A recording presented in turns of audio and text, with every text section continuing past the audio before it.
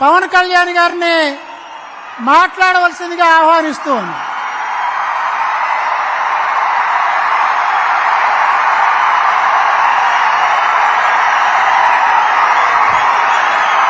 అయోధ్యకి శ్రీరామచంద్రుణ్ణి తీసుకొచ్చిన మహానుభావులు, భారతదేశ సార్వభౌమాధికారాన్ని, భారతదేశపు శక్తిని ప్రపంచ పటంలో చాటి చెప్పిన మహానుభావులు ప్రధానమంత్రి శ్రీ నరేంద్ర మోదీ గారికి హృదయపూర్వక నమస్కారం. భారతదేశానికి అభివృద్ధితో పాటు కావాల్సిందే సమాజానికి, భారతదేశపు సమాజానికి గుండె ధైర్యం, శత్రు దేశాల మీద పోరాడగలిగే శక్తి, ముందుకొస్తుంటే నిలవరించగలిగే శక్తి. కశ్మీర్ మనది కాదు అంటే ఇది మనది అని చెప్పి ఆర్టికల్ 370ని రద్దు చేసిన బలమైన, మనందరికీ ప్రియతమైన నాయకులు. ఈ దశాబ్ద కాలంలో ఒక్క ఉగ్రవాది కూడా భారతదేశం వైపు కన్నెత్తాలంటే భయపడే పరిస్థితికి మొత్తం భారతదేశాన్ని, కన్యాకుమారి నుంచి కశ్మీర్ వరకు భారతదేశాన్ని ప్రపంచ చిత్రపటంలో మనందరికీ గర్వంగా నిలబెట్టిన వ్యక్తి. శేషేంద్ర గారి కవిత చదువుతున్నప్పుడు నాకు నరేంద్ర మోదీ గారు గుర్తొస్తారు. సముద్రం ఒకరి కాళ్ళ దగ్గర కూర్చొని మరగదు, పర్వతం ఎవడికి వంగి సలాం చేయదు, తుఫాను గొంతు చిత్తం మనడం మెరగదు. నేనింత కలిపి పిడికిడి మట్టే కావచ్చు, కానీ గొంతెత్తితే భారతదేశపు మువ్వెన్నెల జెండాకున్నంత పొగరుంది. ప్రధానమంత్రి గారు గొంతెత్తితే ప్రతి భారతీయుడు ప్రతి అణువణువు కదులుతాయి. కేవలం సంక్షేమం కాకుండా అభివృద్ధి, ప్రతి ఒక్కరికి ఉపాధి, పరిశ్రమలు, ప్రతి ఒక్కరికి మనకి సాగునీరు, తాగునీరు, ఇలాంటివన్నీ ప్రొవైడ్ చేయగలుగుతా ఉన్నారు. ముఖ్యంగా ప్రధానమంత్రి గారు చేస్తున్న ఈ పథకాలని రాష్ట్ర ప్రభుత్వం ఎలాగా దీనిని వైసీపీ పథకాలుగా చేసుకుంటుందో, ప్రధానమంత్రి ఫసల్ బీమా యోజన పథకాన్ని వైఎస్ జగన్ ప్రభుత్వం వైఎస్ఆర్ ఫసల్ బీమా యోజన కింద 90% రైతులకి తీసుకొని కూడా అందించలేదు. ప్రీమియం ఇవ్వకపోవడం వల్ల ప్రధానమంత్రి గారి బీమా యోజన పథకాన్ని పేరు మార్చి కూడా ఇవ్వలేదు. ప్రధానమంత్రి కిసాన్ సమ్మాన్ నిధి నుంచి ప్రభుత్వం నుంచి నిధులు వచ్చినా కానీ దానికి తగ్గ నిధులు ఇవ్వకపోవడం వల్ల రైతులు నష్టపోయారు. పిఎం పోషణ పథకం నుంచి చిన్న బిడ్డలకి ఫ్రీ లంచెస్ కానీ, మధ్యాహ్నం పూట ఉచిత భోజనాలు కానీ ఇస్తా ఉంటే దానిని వైఎస్ జగన్ వైఎస్ఆర్ సంపూర్ణ పోషణ కింద చెప్పే మార్చుకున్నారు. మిషన్ వాత్సల్య, మిషన్ శక్తి, ఈ పథకాలని జగన్ వైఎస్ ప్రభుత్వం జగనన్న గోరుముద్ద, జగనన్న పాలుగా దాన్ని ప్రధానమంత్రి గారి పథకాలని మనకి రాష్ట్ర పథకాలుగా చేస్తా ఉన్నారు. జగన్ జాతీయ ఉపాధి హామీ పథకాలని ఇళ్లకి మళ్లించి, అలాగే కేంద్రం ఇస్తున్న, ప్రధానమంత్రి గారు ఇస్తున్న 1,80,000 రూపాయలు ఒక్కొక్క ఇంటికి ఇస్తా ఉంటే దానికి వైఎస్ జగనన్న కాలనీలు పేరు పెట్టుకున్నారు. అలాగే మనకి ప్రతిరోజు 38 కిలోమీటర్ల హైవే నిర్మితం జరుగుతుంది ప్రధానమంత్రి గారి నాయకత్వంలో. మనకి కావాల్సింది ఈ రోజున, నేను ప్రధానమంత్రి గారిని, కేంద్ర నాయకత్వాన్ని ఒకటే కోరుకున్నాను. మాకు లక్షలాది యువతున్నారు.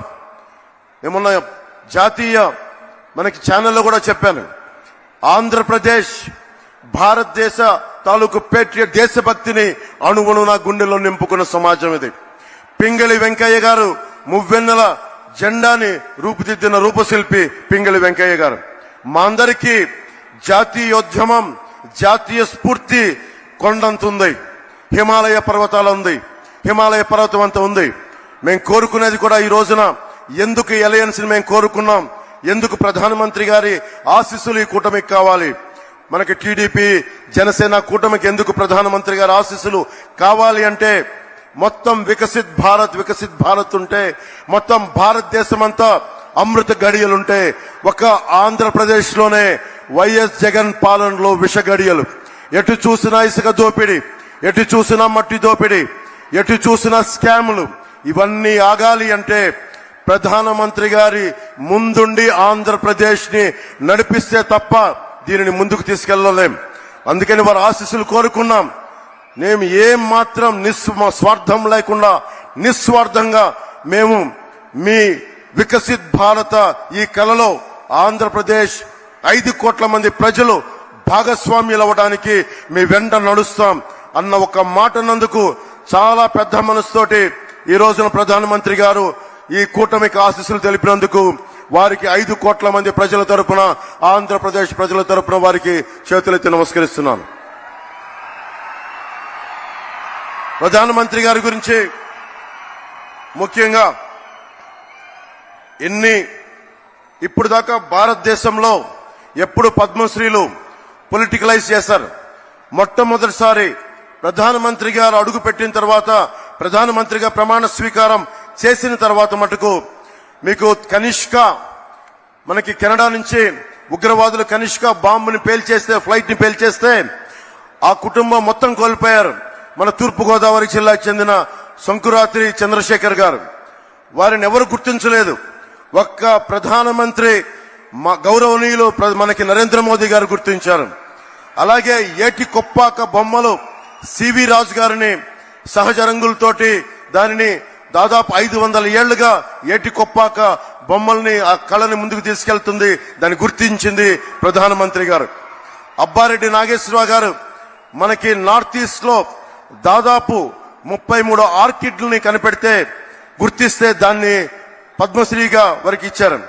కోట సచ్చిదానంద శాస్త్రి 10 సంవత్సరాలుగా హరికథా కళాకారులు వారిని గుర్తించారు. దళువాయి చలపతిరావు మన అనంతపురం మనకి జిల్లా నుంచి తోలు బొమ్మలాటని గత కొన్ని 70 సంవత్సరాలుగా వారిని తీసుకెళ్తుంటే వారిని గుర్తించారు.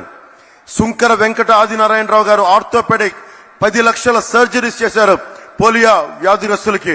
వారందరినీ గుర్తించిన మహానుభావులు మనకి ప్రధానమంత్రి నరేంద్ర మోదీ గారు. అలాగే వేలు ఆనందాచారి మనకి స్థపతిని, వారిని గుర్తించారు. అలాగే మొగిలయ్య, కిన్నెర మొగలయ్య ఎవరు గుర్తించరు. ఇలాంటి వ్యక్తుల్ని మనకెక్కడో మూల ఉన్న కళాకారుల్ని ప్రతి ఒక్కరిని గుర్తించి ఈ రోజున భారతదేశానికి, ముఖ్యంగా దక్షిణ భారతానికి 135 పద్మశ్రీలు ఇచ్చిన బలమైన నాయకులు మన ప్రధానమంత్రి నరేంద్ర మోదీ గారు. వారికి మనస్ఫూర్తిగా నా కృతజ్ఞతలు తెలియజేసుకున్నాం. 100 స్టార్టప్స్ తోటి మనకి ప్రధానమంత్రి గారు రాకముందు ఉన్న భారతదేశం ఈ రోజున 1,17,000 స్టార్టప్స్ ఈ రోజున భారతదేశంలో మొదలైనవి. అందరినీ కలుపుకొని, అందరితో కలిసి, అందరి సహకారంతో ముందుకెళ్తున్నామని భారతదేశం ప్రధానమంత్రి గారి నేతృత్వంలో ఉంటే, కేవలం వైఎస్ జగన్ తన పార్టీ మనుషులు, తన మనుషులు తప్ప మొత్తం 5 కోట్ల మంది ప్రజల్ని హింసించే పరిస్థితుల్లో నేను ఒకటే ప్రధానమంత్రి గారిని కోరుకున్నాను. నేను చేతులెత్తి నమస్కరిస్తున్నాను. మీ ఆశీస్సులు కావాలి. మేము ఈ విష గడియల నుంచి మేము కూడా మీరు కన్న కలలో అమృత గడియల్లో మేము ప్రవేశించాలి, మీరు కలిసి తీసుకెళ్ళండి అని వేడుకున్నందుకు, వారి పెద్ద మనసుతో అంగీకరించినందుకు మనస్ఫూర్తిగా నేను హృదయపూర్వక కృతజ్ఞతలు తెలియజేసుకుంటూ, ప్రధానమంత్రి గారి గొప్పతనం గురించి తెలియచెప్పాల్సిన అవసరం లేదు. ప్రధానమంత్రి గారి కళ 400 పార్లమెంట్లు పైన కొట్టాలి. దాంట్లో భాగంగా మేమందరం ఎన్డీఏ కూటమిగా దక్షిణ భారతం ఆంధ్రప్రదేశ్ నుంచి ఒక పార్లమెంటు సభ్యులే కాదు, ప్రధానమంత్రి గారి కళ కోసం భారతదేశాన్ని సూపర్ పవర్ గా తీర్చిదిద్దే క్రమంలో మా ప్రాణాలను కూడా మీ కళకి మేము అర్పిస్తాం. నా ప్రాణాలని కూడా మేము మీకు అర్పిస్తామని తెలియజేసుకుంటా ఉన్నాం.